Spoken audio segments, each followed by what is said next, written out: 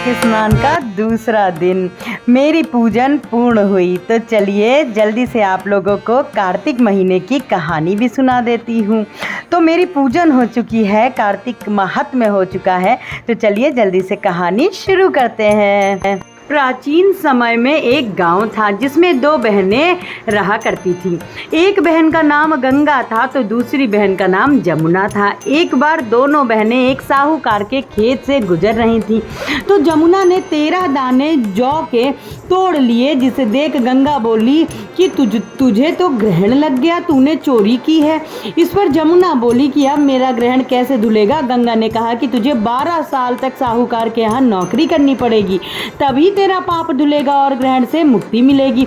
जमुना साहूकार के यहाँ नौकरी के लिए जाती है और अपने लिए काम मांगती है। साहूकार उसे काम पर रख लेता है, लेकिन काम करने से पहले जमुना उसे कहती है कि मैं सारे काम करूंगी लेकिन 4 काम नहीं करूंगी।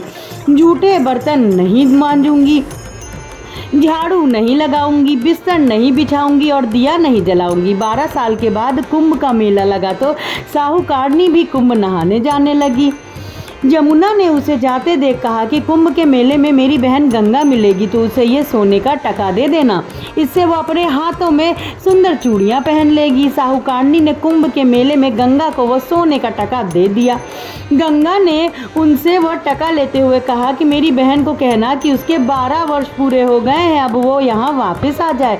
साहूकार व साहूकारनी वापस घर आए। तब जमुना मटके में पानी भर रही थी।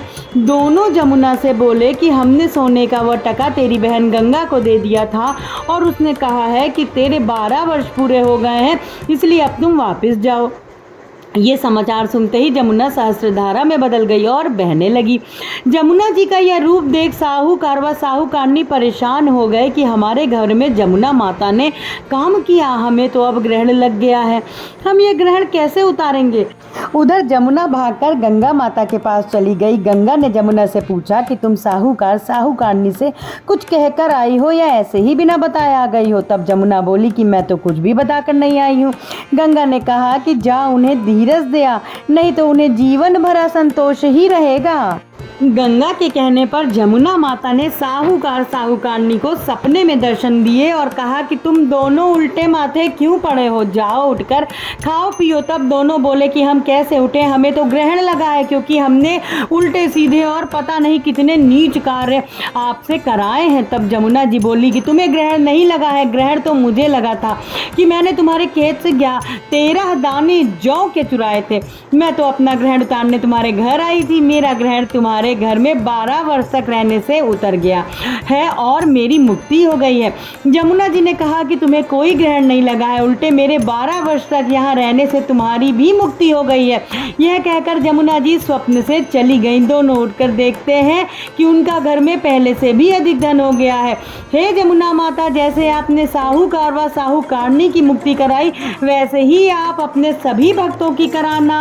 जय जय श्री राधे श्याम, जय पथवारी मैया, जय तुलसी मैया, जय जमुना मैया। श्रीमन नारायण नारायण नारायण, श्रीमन नारायण